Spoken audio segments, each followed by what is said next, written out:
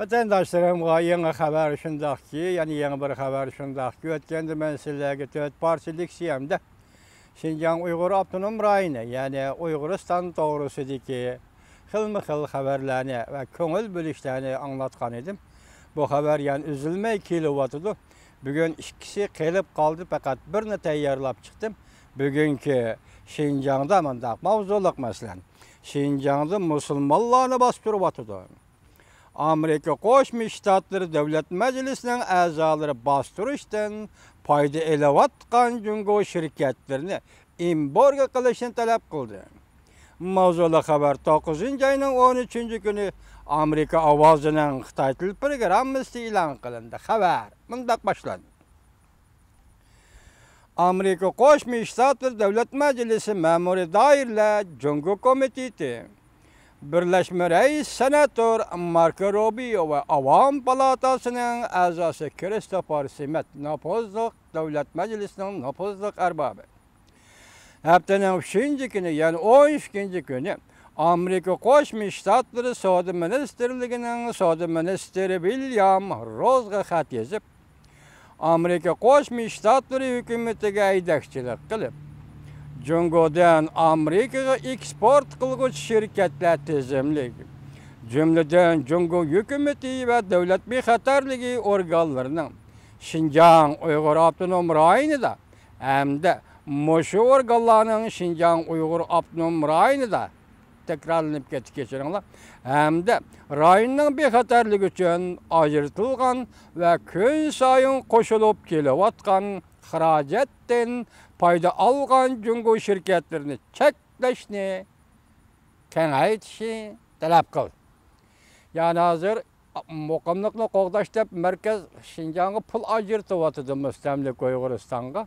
Mushu puldan payda algan şirketlarni Amerika Davlat Majlisining yuqori 2 nafar nopozliq erbabı yuqorqi şirketlarni Amerika hukumatining embargo qilishini talab qildi. Xatda mundaq ko'rsatildi. Amerika Davlat Meclisi'nin a'zolari Davlat Meclisi guvohlikdan o'tganda mundaq ko'rsatdi. O'tgan bir yildan beri minglagan, 10 minglagan qonunga rioya qiladigan Uyg'ur grajdanlari, erlar, ayollar, hatto bolalar izdiraksiz g'oyib bo'ldi. Takrorlayman vatandoshlar. O'tgan bir yildan beri minglagan, 10 minglagan qonunga rioya qiladigan Uyg'ur grajdanlari, erlar, ayollar, hatto bolalar izdiraksiz g'oyib bo'ldi. Hukumat nazarband qildi. Xatda Amerika Qo'shma Shtatlarining Birlashgan Davlatlar Tashkilotining iqtisod va ijtimoiy ishlar komitetidagi vakili Nikki Haley xonimning so'zlaridan naql keltirib mundaq ko'rsatildi. Jungo doiralari Şinjan'da zich, yuqori darajalik fan texnik nazorat qilish sistemasi qurib chiqdi. Yuqori darajalik texnikalik nazorat qilish sistemasi qurib chiqdi. Minglagan, 10 minglagan kuzatish apparatlari, jumladan masjidlar ichida yuz chiroyni farqlantirish uskunalari, yanpon va mashinalarga o'rnatilgan GPS uskunalariga majburlangan mazmunlar ve nazorat qilishga ishlatadigan tartiblarni o'rinlashtirib, nihoyat keng doirada yangi soqchi punktlari qurib, necha 10 minglagan yangi yollanma soqchilarni o'rinlashtirib, hatto partiyalik Xitoylarni Uyg'ur uylariga kirib o'ltiraq qilishga o'rinlashtirib, hamda butkul rayondagi millat va diniy osonliklarning biologiyalik farqlantirish holatlarini yig'ib to'plab, sipirlashtirib, dana avrishkisi, qon tipi, 3D suratlari va barmoq izlarini yig'ib ratladi. Senatör Marco Rubio ve nopozluq erbab Christopher Simet'le mundaq dedi. Şinjan'da dairlarning xo'rlash harakatları Amerika'nın davlat bexatarlik manfaatiga xilaf Vatandaşlarım, qancha zaman küttük biz şu cümleni, bu cümle ahiri yetip geldi. Dikkat kılın vatandaşım. Şinjan'da dairlerinin horlaş hareketleri Amerika'nın devlet bexatarlik menfaatiga xilaf. Yani bir tekrarlayman. Şinjan'da dairlerinin horlaş hareketleri Amerika'nın devlet bexatarlik menfaatiga xilaf. Amerika qo'sh, Amerika şirketleri Jungo'da nazorat qilish ve nazarband qilish sistemalarini kengaytib qurishga yordam bermasligi kerak. Hamda Şinjan'da her günü 100 berayotgan xalqaro umumiy e'tirof qilgan kishilik huquqqa xiloflik qilish, dafsanda qilish harakatlariga qatnashmasligi kerak.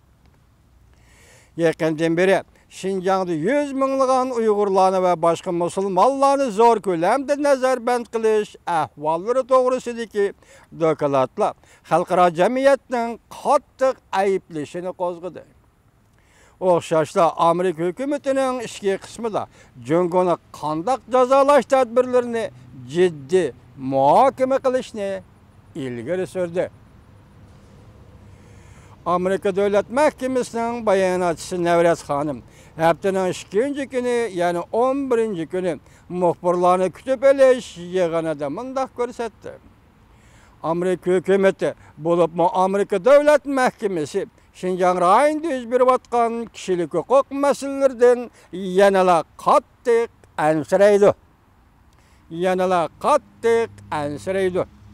Biz yaqinda yuz bergan bostirishlardan xotirjam bo'lolmadik.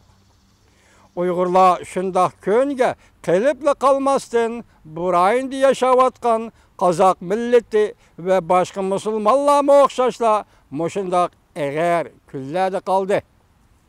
Şanslı xabarlarga asoslanganda 2017 yılı 4. aydan başlap minglag'an, 10 minglag'an kishilar nazarband xonalarga qamaldi. Endi manada biz Şinjan deb aldık ismini, yani buna xato tushunmanglar vatandaşlar. Bu xabarda ism nima deyilgan bo'lsa shunda qolamiz. Chunki xabarning obyektivligi masalasi bor. Chunki xabarning chinligi masalasi bor. Şuna biz bu ismini o'zgartirmaymiz. Bu yerda kelayotgan Şinjan degan xabarni, Şinjan degan ismni Amerika Davlat Majlisi eg'izga elayotdi. Ham buni xabar qilgan muxbir eg'izga elayotdi. Salomat bo'ling vatandosh.